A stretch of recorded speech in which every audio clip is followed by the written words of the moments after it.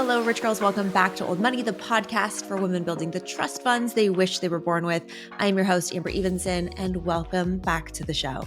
If you are typically an audio listener on Pandora, Spotify, Apple Podcast, please just know that your girl has leveled up and you can now watch this also on YouTube. I have been resisting this so much. I heard your cries and you all convinced me, you bullied me into being on video. I'm just kidding. You could never bully me, but I'm here on video and I'm telling you, this is take 6 of this, even just recording this intro. I haven't gotten past a minute yet of just trying to find my energy and my footing because I'm looking at myself on camera, which is so weird and different than how I normally do this. And it ties perfectly into today's episode. So if I can just give you a little preview, I think you're going to like today's episode because this is the most woo I have ever gotten with you on the show. I mean, we've dabbled in manifestation, we've dabbled in spells, we've dabbled in mindset, but today I am taking you into the quantum field. And I'm going to be honest, this is the first time I've ever talked about this out loud. I don't even know if my thoughts are fully formed, but we're going to work through this together because I have really come to such an understanding of myself and my own behaviors that I'm realizing the matrix that I'm playing in, and I have to share with you what I've learned. Being on video is an expression of that. It's been how is Amber blocking her abundance through her own 3-dimensional blocks and crazy thoughts and things and ideas and beliefs. We're going to get into it all, I promise. So stick around for today's show. This might be one that you want to bookmark because it's going to be big.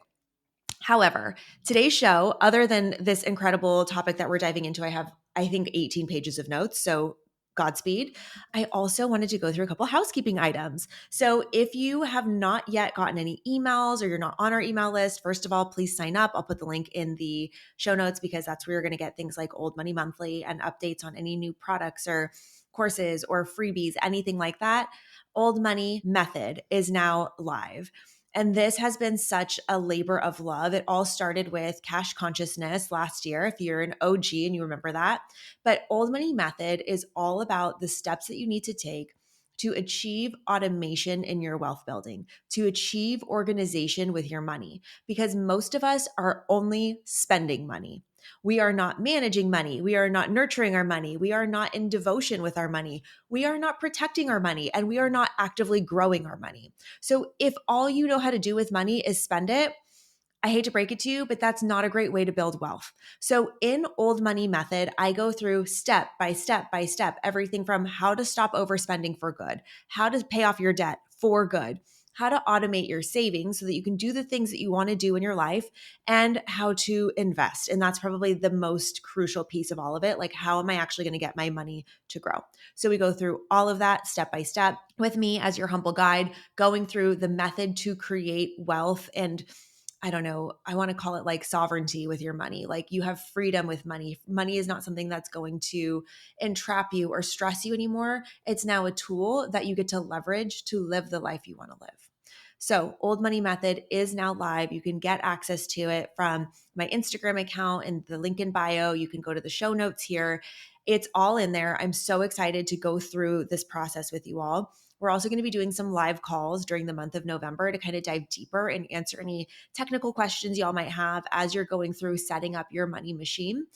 And I want you to be in community with us. This is something that I feel is such a value. Like, this is the course they need to be teaching in high school. We all say that, right? Like, why did they never teach us about personal finance?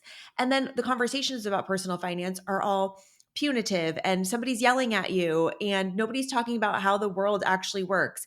Nobody's actually showing you how to open the account. Nobody's actually showing you how money should flow through your life. So I go through that step by step by step. So maybe this is a good Christmas gift for an 18-year-old or a 20-something in your life. I just thought of that. It's such actually a great idea because this is the education that we needed when we were in our early 20s. Like, following this education, following these steps, and then getting this in order in your 20s, like you could invest in your 20s and then never need to invest again and be a multimillionaire by the time you're 45. That's the math.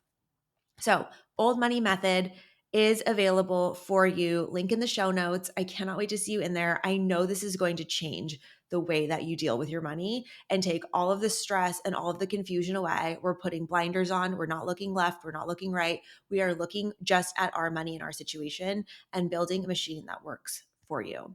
So, again, thank you for being there with me on this journey and building this with me, because doing this in community with you all is like the best experience ever. So I'm really excited to get on those live calls with you and troubleshoot through whether it's the spreadsheets, the budgeting systems, the debt payoff, all the things. We'll talk about it in our live calls. Yay. And then also, I wanted to introduce a new segment, so to speak. So something I was doing before and I wasn't doing consistently, but I need to. I'm going to add it to the end of this episode. We're going to do shout outs at the end of every episode because you guys are so communicative with me. I'm obsessed with hearing from you. So every episode, we're going to have shout outs at the end. Stick around. I have them for you at the end of this episode. But the other thing I wanted to add into this is this like currently cashing in segment. I talked about this on the last episode, but essentially it's like things that I am curating or into or inspired by or just cashing in on, because I've gotten so much good feedback about Old Money Monthly. You guys have been liking the recommendations. I've been getting a lot of questions about products. You guys loved the I was going to call it like the Sephora episode, but all the skin and hair recommendations. I want to go through some things that I'm just like currently cashing in on, so you know kind of where my head's at as I'm curating my life. And the thing that I'm cashing in on right now is curating my environment. And the thing that I've done, it all started with the board of directors episode.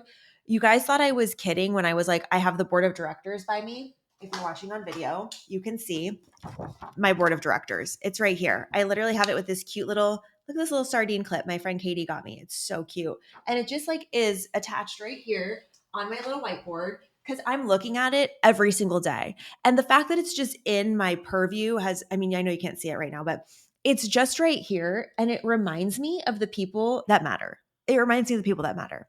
And the other thing that I did is on my monitor that I have over here, I put two little stickers, like little label makers. We talked about this on a previous episode, but my word for 2026, but like effective immediately, is chic. Everything that I'm doing is chic. It's just chic, chic, chic, chic, chic. Like chic is the new standard. Chic is the new standard.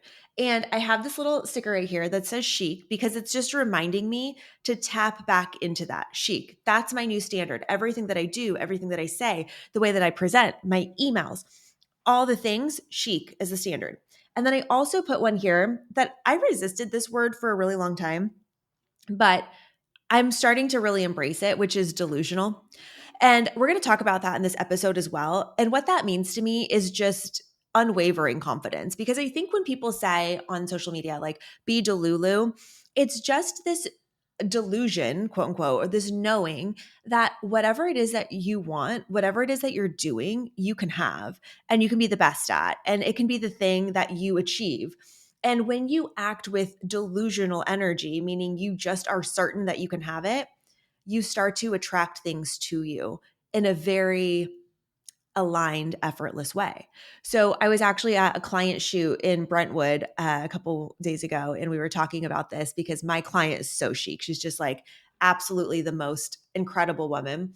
And we were talking about how nervous she was to be on camera because we're shooting a campaign for her. And she was saying, like, I've just decided to let go. I'm a Virgo, but I'm just trying to like not be controlling. And I was like, listen, you just have to be like, number one, just know that you're so chic. And number two, you just have to be delusional and act as if you're so comfortable to do this, because if you act as if this is normal for you, it will come across that way on camera. If you try to read a script, if you try to act like, you know, you're nervous and you're like shy, that will read through. So if you act as if this is totally normal for you and you're meant to be on camera and people are meant to hear your message, it will be great. It will sound perfect. And that's exactly what I'm trying to remember as well. It's that confidence piece, because I think a lot of us get caught up in the minutia and the details of what it is that we're doing in our lives. We get caught up in our own stories, our own reflections, our own things, and we block our abundance. So what I'm cashing in on currently is this space, this desk. This is where I spend a majority of my time during the week. I've got my board of directors and I've got my two little reminders looking at me right here.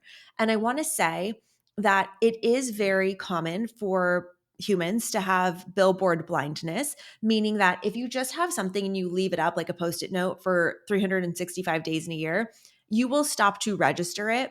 So it is a ritual for me. It is a ritual to pause and look at each of these things every single day so that I'm consciously registering it. I don't want to get billboard blindness. And just know if you put a post-it up, move it to a new place every single day. Put it on your mirror, put it on your water bottle, put it on your Old Money Podcast water bottle. How chic is that? Put it on your computer, put it on your dog. I don't know. Put your post-it in a different spot so that you continue to register it as a new thought every single day. That's how that works, okay? So perfect dovetail into today's topic because all of us want abundance. All of us want to have the life that we dream of. And a lot of us might be unconsciously blocking it. And the thesis to this whole episode, and we're going to jump forward so that I can go back and break it all down, is that abundance doesn't respond to your effort. It responds to your frequency and your vibration. So I was watching this really interesting TikTok the other day of this guy that was talking about the universe, and the laws of the universe. They don't react to humans based on morality or if you're good or bad. Like gravity works on a criminal and it works on a saint, right? Death is going to come for a criminal and it's going to come for a saint. Like the things that we know to be true in the universe are going to get equally applied. And it doesn't matter if you're good or you're bad. If you're good, that doesn't mean you're going to get money. And if you're bad, you're going to suffer. You can be rich or poor, whether you're good or bad. There's just no reaction in the universe that judges morality. And it's the same idea with things like abundance, because if we're looking at the framework in which we live, call it planet Earth, call it God's kingdom, call it the universe, use whatever framework works for you. But if we think about it as a simulation or a game or just, the stage that we're all on, we're not getting what we deserve. We are getting what we broadcast. And I want to walk through this and share with you. Like I said, I have never talked about this publicly before. Like this is so crazy quantum level stuff. But I want to talk about this experience and this interpretation of the life that we're living in as if it is a simulation in a video game. We're talking about the Matrix, we're talking about God, we're talking about the universe, we're talking about why we're here on this planet. But bear with me because no matter, like I said, no matter what the framework is that you put it in, there are these different levels of consciousness. And I'm going to use a video game analogy to break it down. Okay. I didn't come up with this video game analogy. This is something that's been talked about a lot and I've heard it over the years, but bear with me on this because if you've ever played a video game, you know that there are different experiences of playing that video game. Let's think about it in different layers, okay? So like the first layer or level, you might be in this video game as the character. So you are the little thing that's running on the screen, that's the sim. You are the sim in your Sims video game. And you as the sim, you don't know that you're being run by the player, which is the person playing the game. So this sim is like, this is my house, this is my body, this is my family, this is my name, this is my story, this is my job, like this is the role. Or if it's not Sims, it's like Mario Kart. You are Princess Peach. You are driving around. You have a pink car. You are totally your character. You're going to try to run like Toad off the road. You are being the character. All that you're focused on is staying on that rainbow road. There's no other thought that Princess Peach has when she's playing that game other than driving her car. She's focused on the task at hand. And if you go into some of these crazier video games and I just feel for past me, like the 15-year-old version of me that would like sit around with a bunch of people at like a kickback in high school while like boys played video games like Halo, like ew, but like I want to hug that version of me and be like, get out of there, girl. Like you don't want to be around that. But think about that version, that person that's in the video game. The character that's walking around with the big guns and it's walking around and it's picking up like a little first aid kit and it's picking up food and it's picking up health or whatever after it gets shot. But it gets dropped in and it is reacting what is happening in that video game. That is the character. The character is the person that's walking around in the game, reacting to stimulus in the game. Something shoots at it, it shoots back, right? That character is in the game and what they care about is what's happening in the game. If you extrapolate this to people on Earth, the person that's the character is the one that is just reacting to stimulus. They don't recognize that they're in any game. They don't believe in God or universe. They don't understand that there's some divine I don't know what out there, some divine intelligence that have placed us here. They are living paycheck to paycheck. They're in full on financial fight or flight. Everything feels so real. They don't have faith or trust or love as core focuses of their life. They are in survival mode. This person is walking around on earth, going to job, cashing checks, checking in for their job, having these interactions with people, and they never stop to think, to take a bigger perspective of why am I here, or what is really going on, or I wonder what's happening there. And that'll make more sense when I get to the next layer. The next layer is you as the player.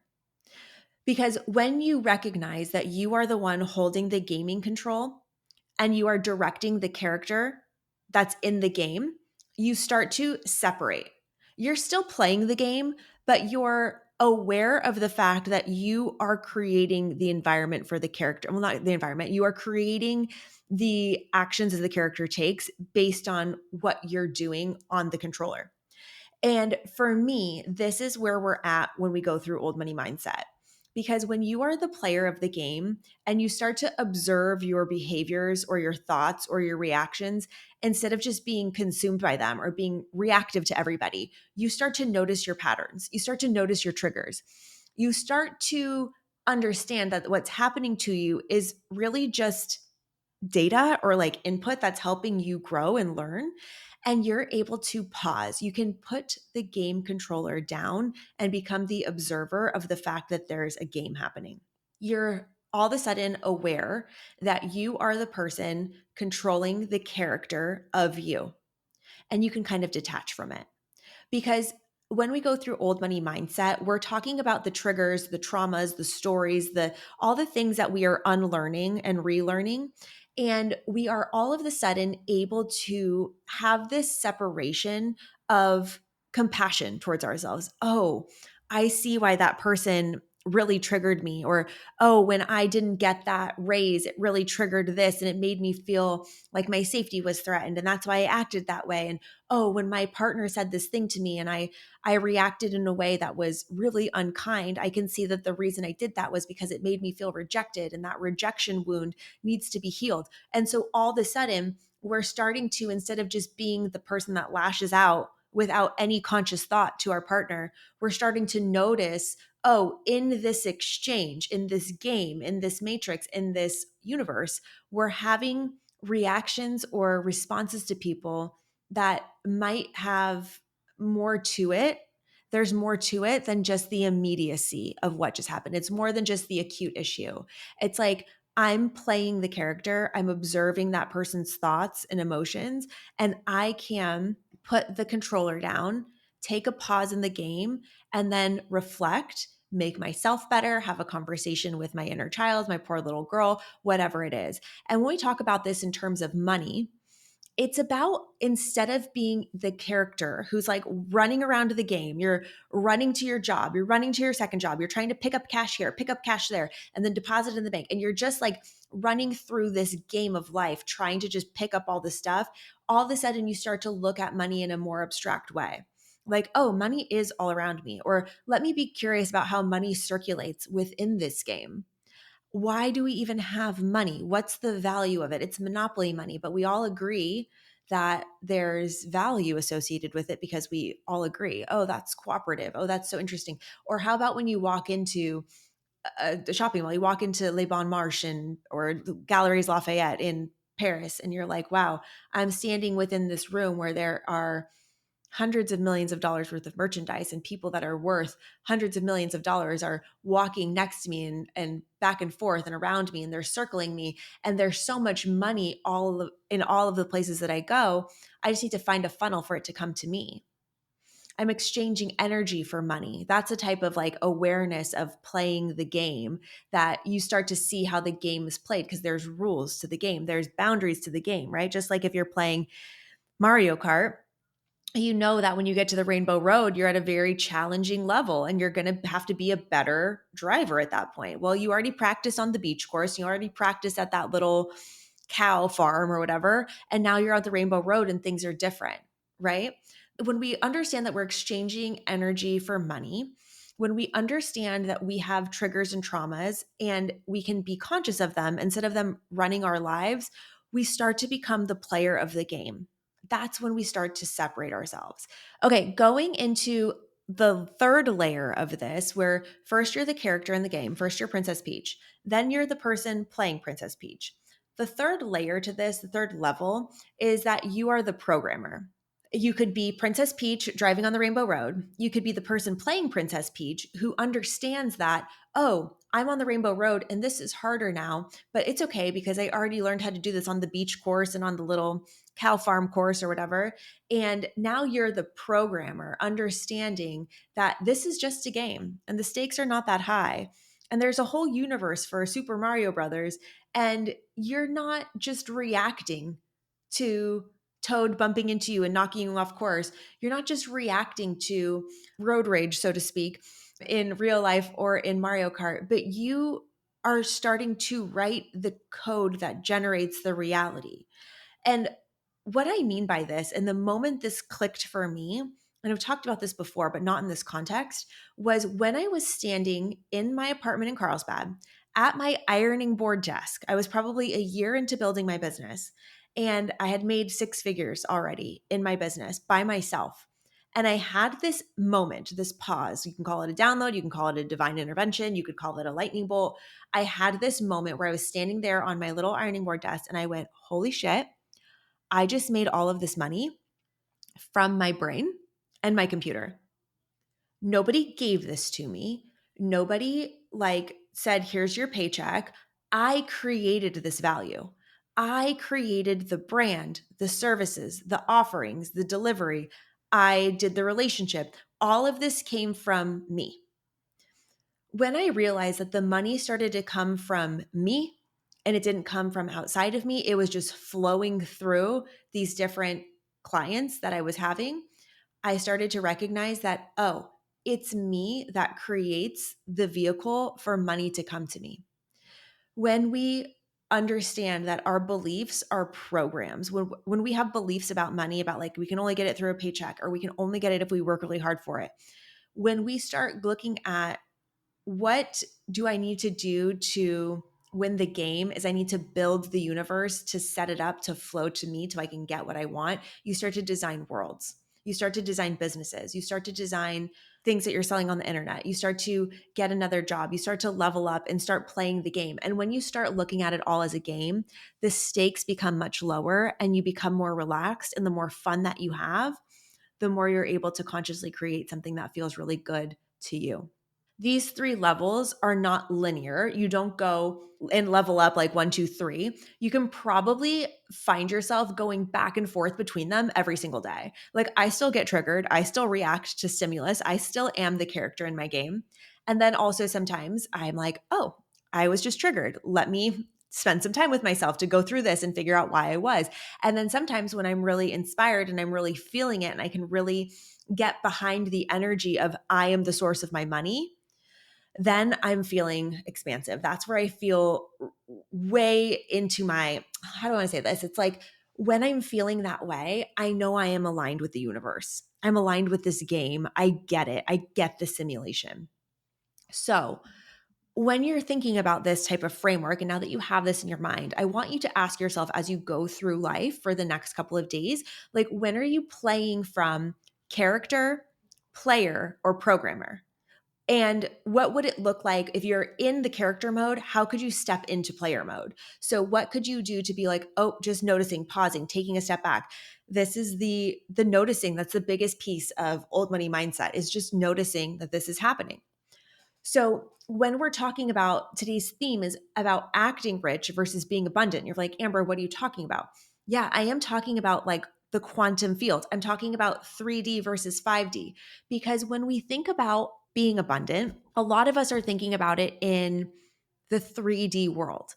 When I'm talking about the 5D, that's what I'm talking about, going from character to player to programmer. We're talking about seeing a bigger picture here. 3D is a three-dimensional world. 5D, you have so many more dimensions of, this is what people are talking about on social media, like jumping timelines or collapsing timelines or whatever it is. I'm trying to make this as simple as possible for myself because I'm still learning this too.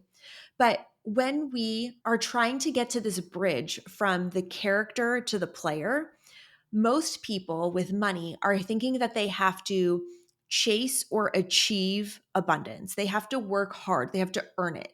And that is the illusion. That is when you are in the three-dimensional space. When you believe you have to earn abundance, you are reinforcing this idea that you and abundance are two different things. When in reality, when you're the programmer, like I was talking about, when I realized like I made this business, I made all this money from my brain and my computer, I am the source.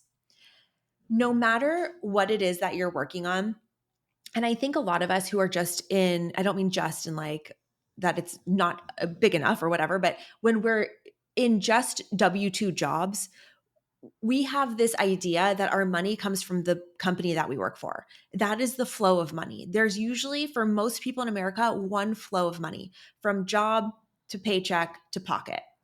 And when you start to create outside of the W 2 life, whether you're freelancing, whether you're starting a business, whether you're selling goods or services or whatever, you start to recognize that it's not your job that's the source of your income. And it's not a client that's a source of the income because it's never going to be just one client.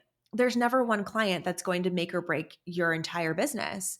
You are going to be the source of value that people pay you for, and the clients are going to be interchangeable all of the time.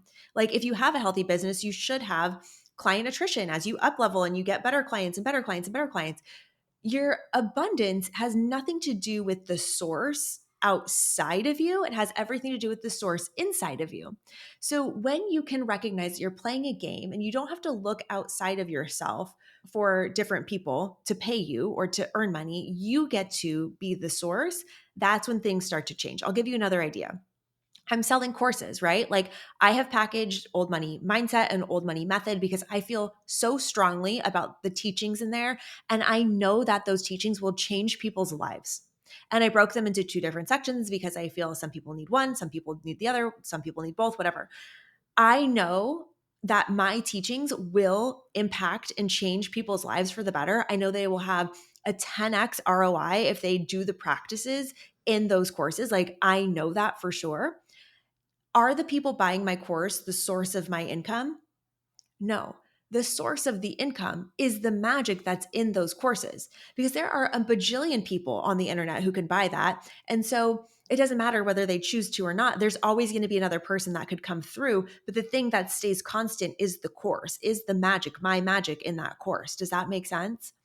So when we get into this bridge from going from player to character, I think the thing that's really gotten in my way is that I'm very attached to my 3D reality. I'm very attached to the fact that I want a nice home and I want to dress a certain way and I want to, be successful because that makes me feel good about myself. And all of those 3D ideas are this like hologram or like I don't know, video game that we're living in. We are looking around at things like my phone or this brush or whatever it is that I have, these AirPods. Like all of these things are like solid, right? But we know that they're not. Like we know that these things all started as an idea. It's all just little particles that are all like together. I don't know how all of that stuff works, you guys. That's why I'm not the best at like teaching this thing, but like we know that from science class. Like I remember that everything has little molecules that are like spinning around like protons or whatever, right? All of this feels very real. And what we have to remember is this like bigger picture outside of us.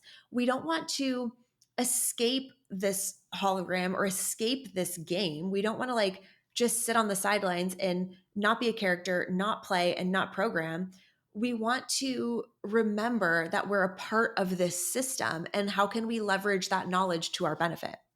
When we are trying to move from character to player and we're starting to become conscious of the things that are going on, we're remembering that all of the things that we're seeing are just reflections in this game, reflections in this hologram, reflections in this video game, this simulation, this matrix, this God's earth, or whatever it is.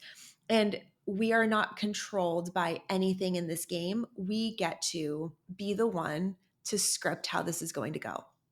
Okay. So When we talk about acting rich versus being abundant, when we're trying to act rich, that is us trying to look successful, feel confident, or worthy in the 3D world. But being abundant is about embodiment in the 5D quantum field. I know this is crazy. You don't need to wear a certain thing or drive a certain car to embody abundance. It's not about appearance, it's about your frequency. It's about the consciousness that you carry. And the thing that really changed this for me when I started to understand this again was when I was working on my laptop on that ironing board desk and I recognized that I was not chasing abundance anymore. I was not chasing money. I was now the vehicle for which it would flow. I was abundance because I was putting out the frequency and the energy and the signal that I am worthy to be paid because I have this three-dimensional business now. I have this workflow. That's what I mean about this little delusional tag on my computer over here. I am so delusional and I think I need a new word for delusional because it's not even what I agree with. It's like I am so confident that my work is worthy of high compensation. That is a tagline from Amanda Francis, by the way. She says that all the time. My work is worthy of high compensation. My work is valuable. The services that we give at our agency are beyond anything else out there. And I carry that energy with me. And that's why I make the sale. It's that confidence that I can instill in my client that helps the transfer of that energy. That's what they're looking to buy. They want their marketing to work, they want their branding to be incredible. And I know in my heart of hearts that we can create that magic for them. I'm not chasing abundance. I'm just sharing what I know to be true about what I can offer. And then people can decide to pay or they can decide to pass. And it doesn't upset me because it's just another at bat. I'm just playing this game where I just continue to refine my messaging and refine the way that I present it and refine the way that I interact with people and refine the way that I am more visible to more people with my agency. It's the same thing with Old Money. I'm just refining my message and trying new ideas and being creative and like, how can we expand our audience of rich girls or how can I bring more people into our community? I'm not chasing validation. I'm not chasing abundance. I'm just playing this game that I know I have all these different levers to pull and I can just continue to play until it starts to hit and click. And it doesn't have anything to do with the outside world, it doesn't have anything to do with who the president is or what's going on in the economy.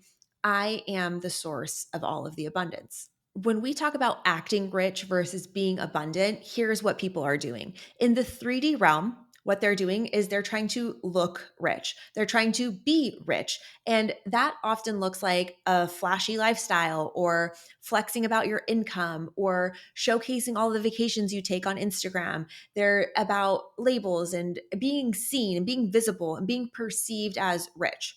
And we know from old money teachings that being wealthy is often about creating sustainable assets that are continually paying you. We're talking about long term financial freedom. We're talking about a money machine that's working in the background of your life so that you have ultimate sovereignty over what it is you spend your time on. You're not beholden to work if you don't want to, but more than likely, wealthy means that you're not focused on flashing your money or flashing your status. You're interested in building something that is going to sustain you and give stability and safety to your family, resources to your family. Now, what I think is incredibly interesting about what's happening in the 3D world, if we see this, is that the value of rich is declining. Nobody's interested in looking rich anymore. Why is that? Because this wealth illusion of people who are acting like they're rich, acting like they're wealthy, they have very little to show for it. They might be t-shirt rich and cash poor. They might be trying to put up this illusion on social media. They might be using things like Afterpay or Klarna or credit cards to finance this lifestyle that they actually cannot afford. And they also found that there is a cheap high in getting approval or admiration, especially all these Bitcoin millionaires that happened in 21 and 22. I mean, houses at Coachella were renting for 5x what they normally do just because people had more money and they'd go spend it because they could and they wanted to be perceived as rich. They wanted to be perceived as successful. They wanted to be perceived as smart because we are all looking for those types of approvals and achievements in the 3D world. But consider what feeling secure with your money and feeling wealthy and knowing that everything's taken care of, consider what that feels like versus trying to look rich.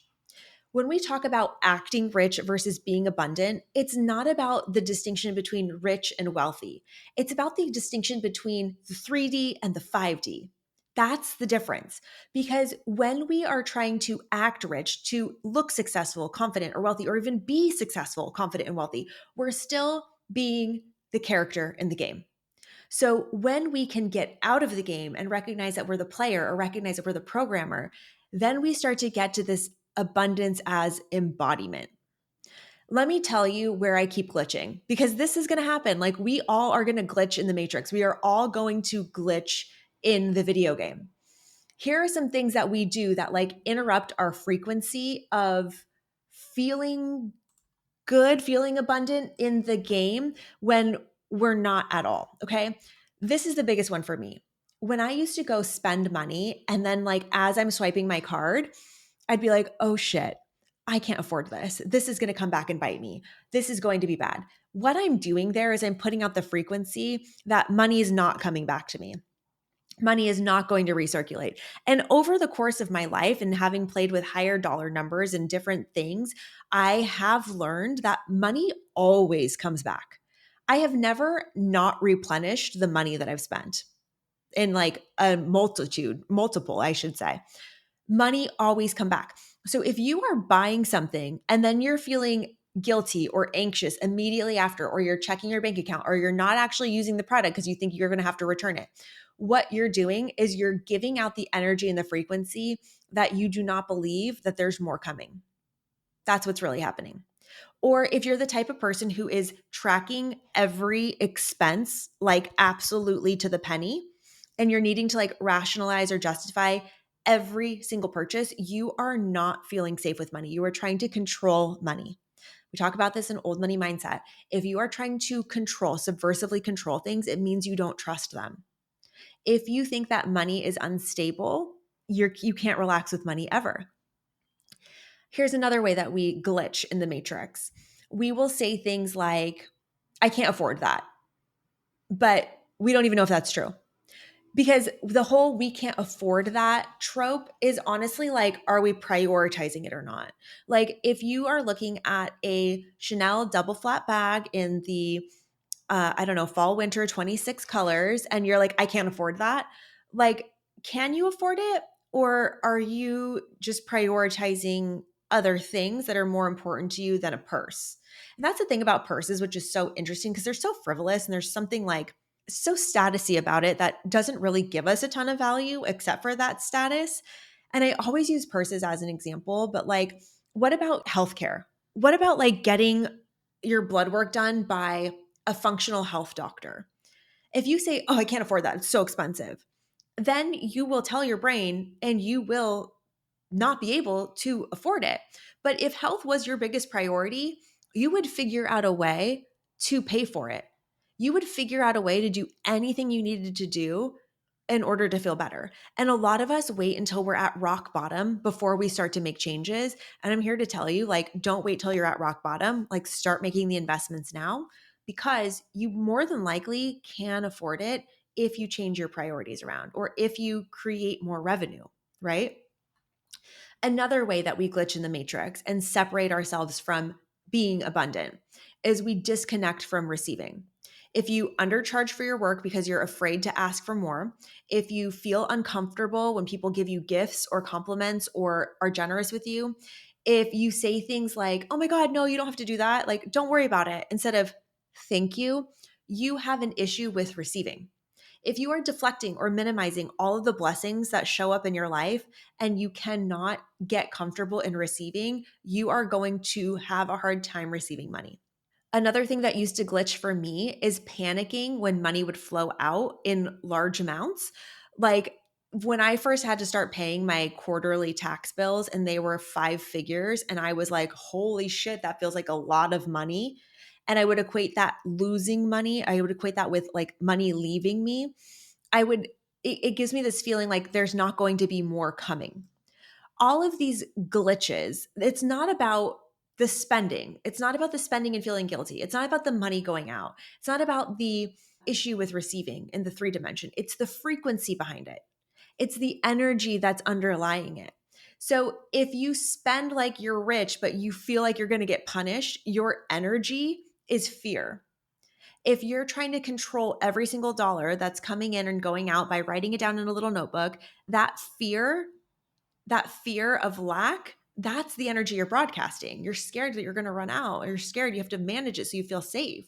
Or if you feel like you can't receive a compliment or a gift or cookies from your next door neighbor, you're just telling the universe that you don't feel comfortable receiving.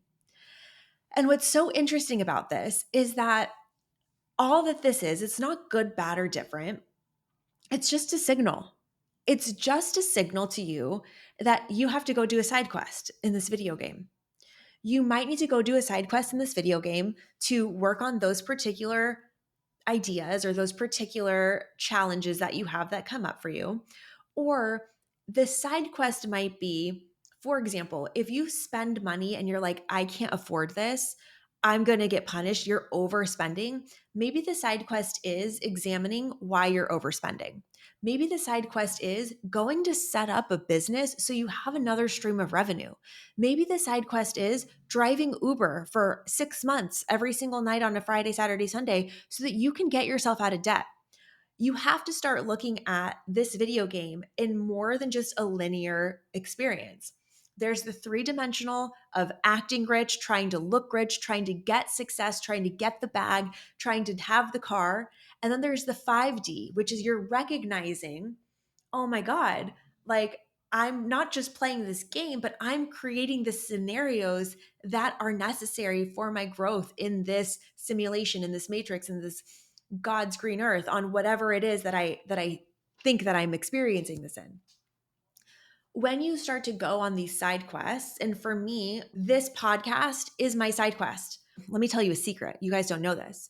When I was in my agency, like year 1 or 2, I set up a very successful podcast for a very, very, very successful professional who has over 2 million followers on TikTok on this day and age. And when I'm telling you, I downloaded TikTok on her phone.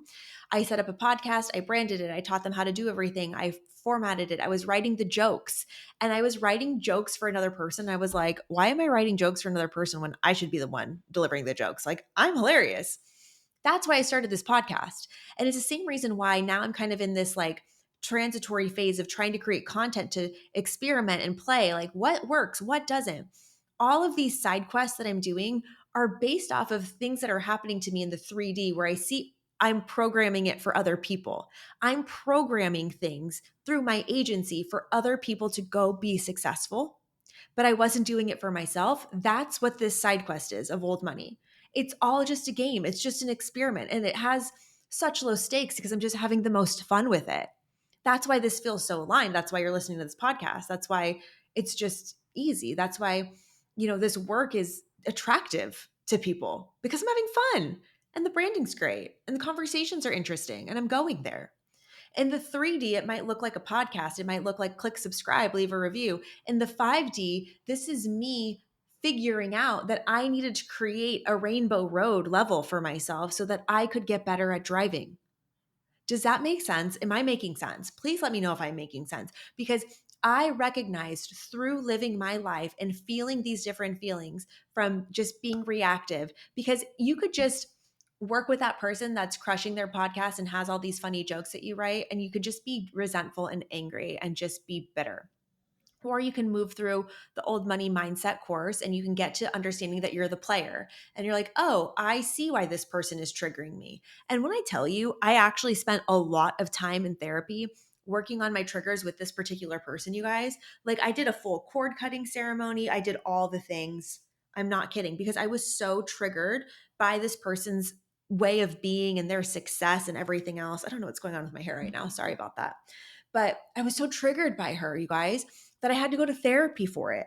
Well, I mean, I was in therapy for other things too, but I talked about her a lot. And now here we are, and I have the podcast. I have the success. I have the audience. I I don't know, expression of what I was so envious of. But it's not just about having it in the 3D. It's about the experience that I'm creating for myself in the 5D so that it can be a vehicle for me to grow and learn. Is that making sense? I hope this is making sense because this is a leap, you guys. And if you're still listening to this episode, Godspeed, send me a DM. Let me know that you got to the end. We're near the end because this is what I mean when we're talking about being abundant. You can act rich all day long, but if you're going to be abundant, you're going to have to remember what is happening around you so that you can get your feet on the ground, so to speak, and remember that abundance is embodiment. You are the programmer. You don't change the illusion by fighting it or stressing about it or reacting to it. You change by remembering that it's programmable and you are the programmer. You don't earn abundance. You don't sweat it out to abundance. You don't work hard for abundance.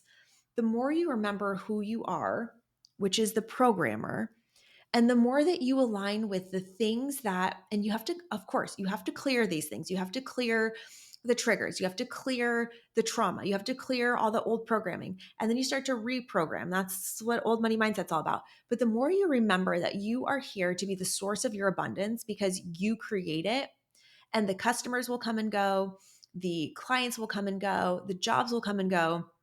But the more that you focus on creating value and creating creatively, I know that sounds stupid, but like creating something that is about your game, then you start to become abundant through the expression of yourself.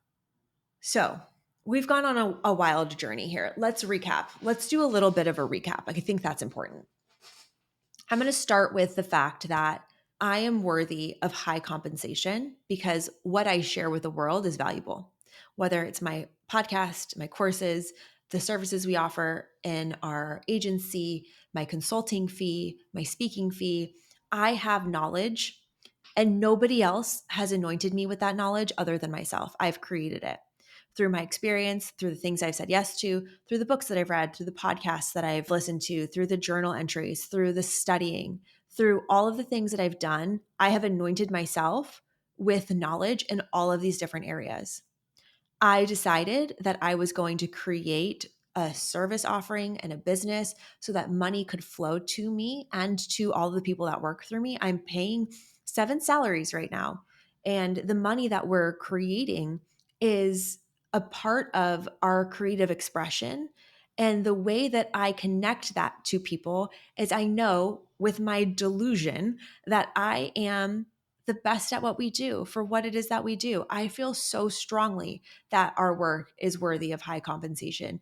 I know that I am the source of the abundance. It is my magic. It is my excitement, my enthusiasm, my knowledge, my team, our processes, this podcast, my energy, the way that I show up to the show, the magic that's in the courses. All of the abundance comes from me.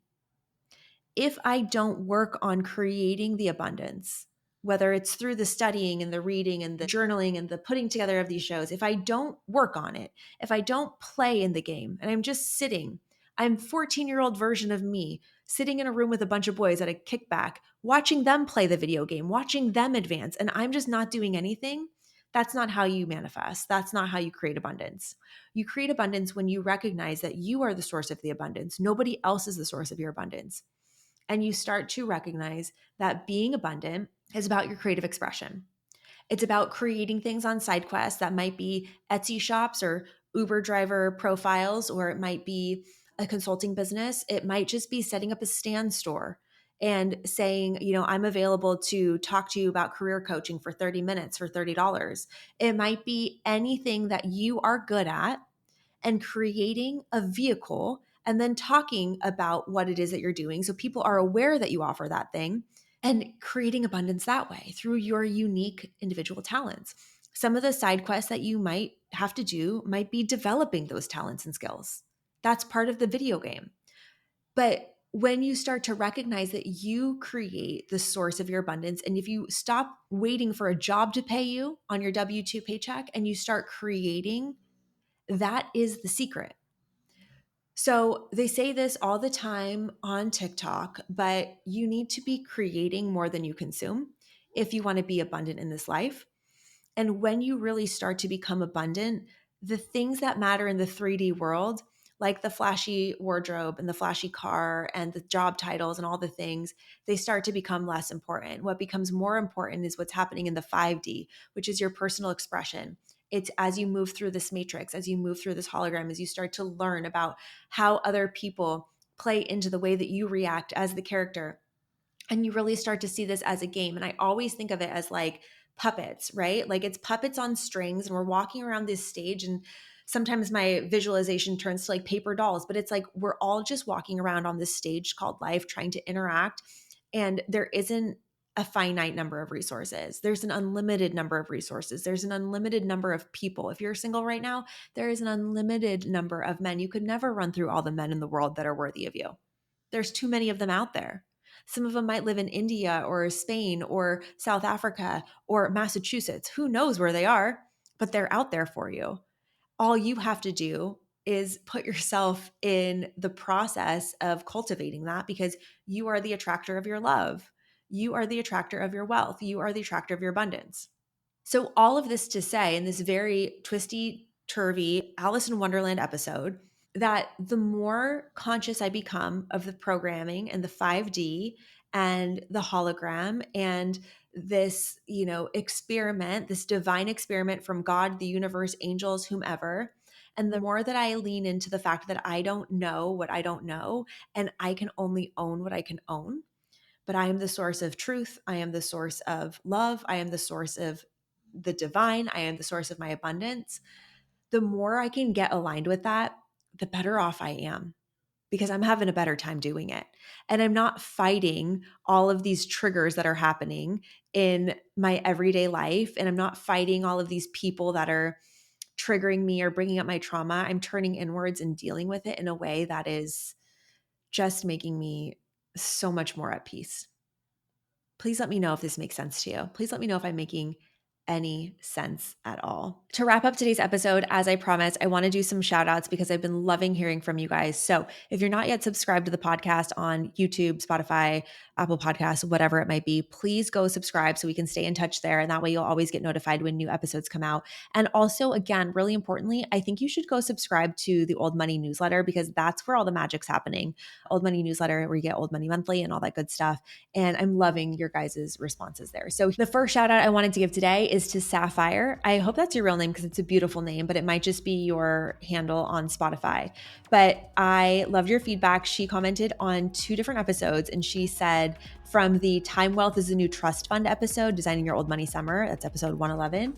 She said, I really enjoyed this exercise. I really put into perspective what I'm lacking, but also wanting and needing in my life.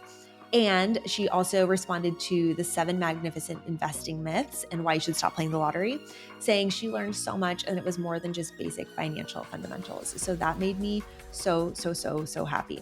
Also, I wanted to shout out to Gabby. She wrote back on the High Value Handbook, and she said, love, this episode was such a good mindset shift. And I think in the past I would have thought some of these items were bragging, but screw it. I want to be that girl.